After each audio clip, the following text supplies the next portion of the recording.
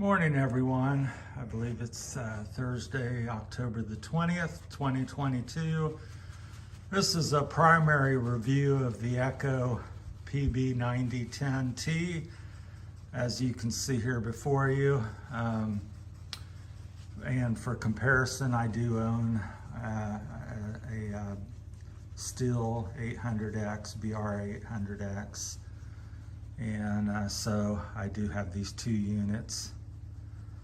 And give you a little background, I've been landscaping for 41 years, been in business for about that long as well.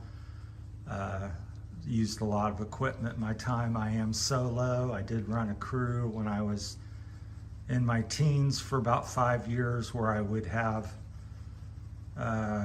50, 60 pieces of equipment, blowers, multiple blowers, backpacks, chainsaws, 50 to 100 pieces of equipment I had to maintain. So that's where I got my start in my teens.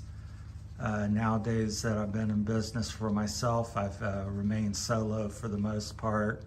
So I don't use as much of equipment, but I have been doing it for 41 years. So I've still went through quite a bit of equipment, and I try to buy what's considered the best, and I'm always trying to, newer products. So we'll get into my opinion of this video, because I think this blower, which I think warrants a video kind of almost by itself, which I've really not concentrated a lot on this. I've done comparisons, and again, it's going to kind of compare as I've got this one sitting here. So I would say the number one good thing about the blower, a couple things. I think its styling is nice. I like the black and orange. It looks like a beast. It is a beast. So that's good. The motor, I think, is very good. That's a little issue I have with the Stihls, is the 4-mix, or whatever they call it, has the valve adjustments, which, a little bit of a pain and time consuming.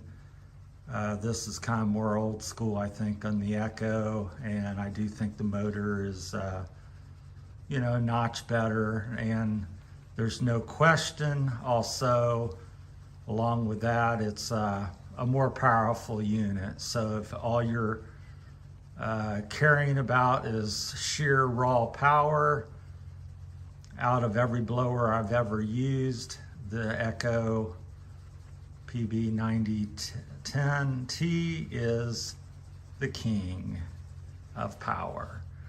So I did some earlier videos where I compared the two out in the yard on some dry leaves, and it clearly showed the Echo would blow in that area, leaves a couple feet further than the 800X that I have, although do realize that all units will tend to run a little different, so your 800 might be a little stronger than my 800, or a little weaker. No two units are identical in the way they run RPM and power, so each machine's kind of unique like people. So we'll get into this, further into this. So the weight of it does bother me a little bit. It's a couple pounds heavier. I definitely notice it. So that's a negative in my opinion.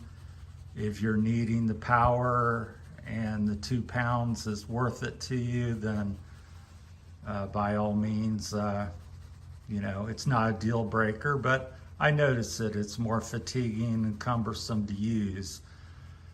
Things that add to that issue, and other things I have, taking it up, because it's heavier and you're taking it in and off of out of a truck trailer. You have all these nooks and crannies here around the carburetor, the air filter, the motor, the gas tank kind of sticks out. On the Stihl unit, it's more smooth. So if you're pulling it out of a trailer, out of the back of a truck, or you're in the brush blowing out leaves, it doesn't get hung up on stuff near as much. This is every day, 3 or 4 or 5 times, 6 times a day. I've got a stick. The gas tank is stuck on the rail on the trailer. And again, the unit's heavier, so I have to lift it up and around and maneuver it around that. So that's an issue that steel could do some improvements on. The straps are a lot of adjustment, but with a lot of adjustment, there's a lot of fiddling. So I finally, after 3, 4, 5, 6 months now that I've had this unit, probably 6 months now, I'm finally getting it dialed in. I was getting tangled up in the straps, and because they have so much adjustment and extra length, I've cut them down to what I think I need to get that out of my way. And I'm getting them more dialed in because I think this, again, the steel is a win in that department. Less adjustability. It's just where it needs to be, at least for me. And this one, you have to fiddle more, and it has more adjustment, so it can be a pro or con. Depends on you. For me, it's a con. Now we're getting into my major complaint with the unit. And I may not get everything covered here, but my biggest problem is here at the joint. You can see I got a little oil on there, and that's a known thing from Echo. And they told me that when I purchased it, and it's been in the shop for it, and it's not going to be resolved apparently. But I have to lube that up because that will bind and get stuck and become unmovable at some point for you. At least that's what's happening with my unit. So that's a problem. But beyond that, on the tubing, this is so much stiffer. It doesn't move. The accordion here barely will move, hardly at all. It's so stiff. So it relies on this joint back here. And so when you're moving it back and forth, blowing leaves, it shakes the unit on your back. And also your arm requires much more effort to move it back and forth, because you're doing that all day long when you're blowing leaves, especially here in the fall. So it's much more fatiguing, and this kind of hits my hip or my body because this is also wider. And on the steel, it's just far superior. It's a little narrower, and you can see the boot, that doesn't really even move back there, and the boot does all the moving. And Steel Echo needs to step up and do that with this unit as well. That's far too rigid. And people go, well, they want it to be durable and it's commercial. Well, I've owned the steel for 8-10 years, different units. And like I said, 41 years of using different products. And I've never had a tubing break on a steel blower, ever, never. So even though it's more flexible and apparently lighter or whatever, it's a non-issue as far as any breakage. My other complaint is, along with the tubing on the Echo, is a half a dozen times during the day, I don't know if I'll get it flipped back, on this unit, again, that joint, because they're relying on that joint to twist and do most of your flexing, why in the world, I don't understand it, would you ever want the tubing to be able to go completely backwards on the unit? So when I'm trying to put it on or lift it out of the trailer, or it's at an odd angle, a half a dozen times during the day, at least, it gets in this position, which throws off the weight of the unit. aggravating. Of course, it doesn't have enough cord to do that, so it engages the throttle and could pull out all the stuff. So I don't know why there's not a stop or something. There's no need for it to ever be in that position. The steel does not do that. It cannot do that. It relies a whole 100% on this joint here, the accordion, I'll call it, boot, to flex. That's where all the movement is. I mean, this rotates up here, and again, that's never ever bound or been needed lubricated. And on the Echo, I've had to do it every couple weeks, lubricate it. And like I said, on the steel, that's never been a problem. Also, it's impossible for that tubing to go anywhere.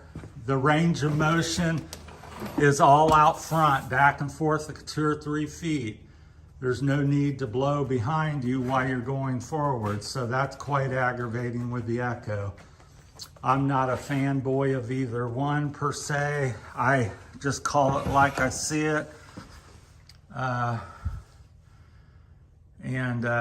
I've used lots of Echo blowers. They're 770 or 750 or the different models they've had. I've had a dozen Echoes. I've had a dozen steel. I've had a dozen Red Maxes, approximately. So I just thought I'd go back and try Echo and hear a lot of good things. You know, the power. And the power is good. But the fit and finish of it, especially in the tubing department, is my #1 gripe. That it's sorely lacking. And to me, if today these got stolen or broke down or I needed a new blower, I would be buying the steel. I would not buy an Echo just because it's more powerful. And that is true, but because of all these other issues, now there's no steel dealer and there's none available, then maybe I would get the Echo. But if I had the choice and they're both with what I know today, I would buy a Steel 800 over the Echo for the reasons that I just discussed. And when it was hotter out this summer, we'll regress here a little bit, I had issues, and I have that with the steel products as well, a vapor lock or something. It would just not accept throttle when it, you know, the days when it was upper 80s, low 90s, humid. And I had it in the dealer. They said they could find nothing wrong, and they had it for a month. I got it back. I just continued using the steel for all these things that I've just discussed. Finally, with the fall, I said, well, it's time to, you know, take advantage of the big boy and use the extra power, which I'm doing, but I still struggle with all these different things. And now in the fall, so that was never addressed, the overheating issue, not necessarily overheating, but when it was really hot, not wanting to take throttle. Now in the fall, I'm kind of getting an opposite thing where it's kind of cold nature. I first started up. It's kind of minor, but it takes 30 seconds to a minute or so. You just can't turn it on and go and start blowing anything. It has to warm up. But once it comes online and, you know, reaches temperature or whatever, it's, you know, works. It seems to be working great in the fall. So, so that's my time on that. So to recap, the tubing really needs to be addressed. It's not flexible enough. Stop the tube from coming completely behind you. Maybe do an update on the housing and enclose it like this would make it better. If you could find a way to knock off a couple pounds, which is the least of my gripes. It is a gripe, but it's the least of them. But overall, if you could improve the tubing, do the housing, Echo would be, in my opinion, the best blower I've ever used. But it's lacking in that department. So that's my time. Appreciate all the subscribers. Please like and subscribe. Appreciate it. And hopefully this has been helpful. That's my time on the Echo PB 9010T. Thank you.